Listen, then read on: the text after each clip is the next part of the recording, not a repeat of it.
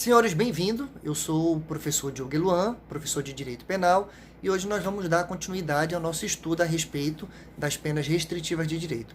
Especificamente, a nossa aula de hoje ela vai estar delimitada no artigo 47 do Código Penal, que trata sobre as interdições temporárias de direito. Nós vamos ter ali 5 hipóteses. Então, vamos começar com a hipótese prevista no inciso 1 do artigo 47. Nessa interdição temporária de direito, o Código Penal diz que o juiz ele vai poder proibir o exercício do cargo, função ou atividade pública, ou inclusive mandato eletivo. Olha só que interessante. Então, essa primeira situação, ela tem ligação com o serviço público, e nós temos uma segunda hipótese, que é prevista no inciso 2, que é muito parecida com essa primeira, mas aí é voltada às atividades privadas. Então, no inciso 2, nós vamos ter também a proibição do exercício de profissão, atividade ou ofício, de que dependa habilitação especial ou autorização do poder público. Então, tanto em relação ao inciso 1, quanto em relação ao inciso 2, o juiz, para poder fazer a aplicação dessas modalidades, ele vai ter que observar o que determina o artigo 56 do Código Penal. Então, o artigo 56 do Código Penal, ele determina que só é possível a aplicação dessas duas modalidades, seja no âmbito público, seja no âmbito privado, se o condenado ele praticou esse crime descumprindo as obrigações inerentes ou a seu cargo ou a sua profissão, ou seja, ele não respeitou com os dizeres básicos de sua profissão. Então, nessa hipótese, que é prevista no artigo 56 do Código Penal, o juiz pode aplicar tanto essa proibição voltada ao serviço público, quanto essa proibição voltada à atividade particular. Sempre lembrando que, para poder fazer essa aplicação, vai ter que se observar o que diz o artigo 56 do Código Penal.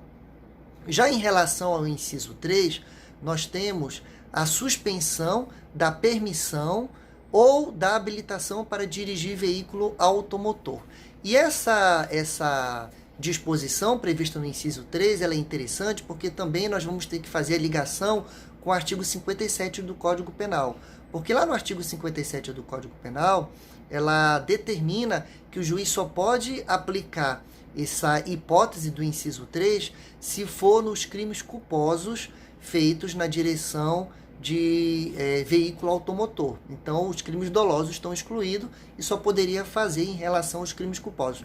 Porém, essa modalidade ela está tacitamente revogada pelo Código de Trânsito Brasileiro, porque hoje essa disposição ela é prevista nesse código, no Código de Trânsito Brasileiro, inclusive nessa previsão no Código de Trânsito Brasileiro, ela é mais ampla, ela é maior, e enquanto que aqui no Código nós estamos tratando com uma interdição temporária de direito, que ela substitui uma pena privativa de liberdade, lá no Código de Trânsito Brasileiro, ela é aplicada cumulativamente com a pena privativa de liberdade. Então, lá você vai receber a pena privativa de liberdade, mais essa pena de interdição temporária de direitos.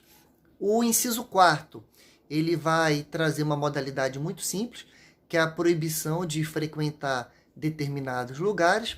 E, por último, a interdição temporária de direito, ela foi introduzida por uma lei que acrescentou um artigo de número 311-A no Código Penal. Esse artigo por número 311-A do Código Penal, ele trabalha sobre a fraude em certames públicos.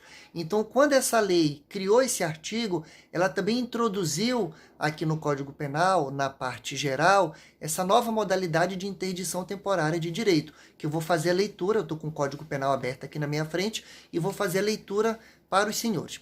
Essa última modalidade, ela diz o seguinte, que o juiz ele pode fazer a proibição de inscrever-se em concurso, avaliação ou exames públicos.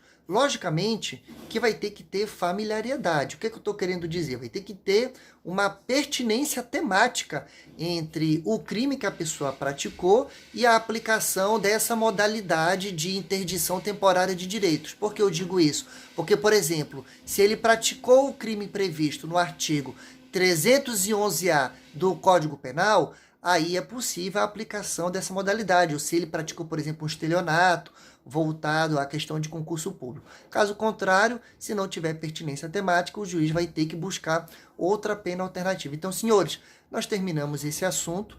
Eu espero que os senhores curtam o vídeo, compartilhem e na próxima aula, possivelmente nós estaremos trabalhando sobre concurso material, concurso formal e crime continuado. Até o nosso próximo encontro.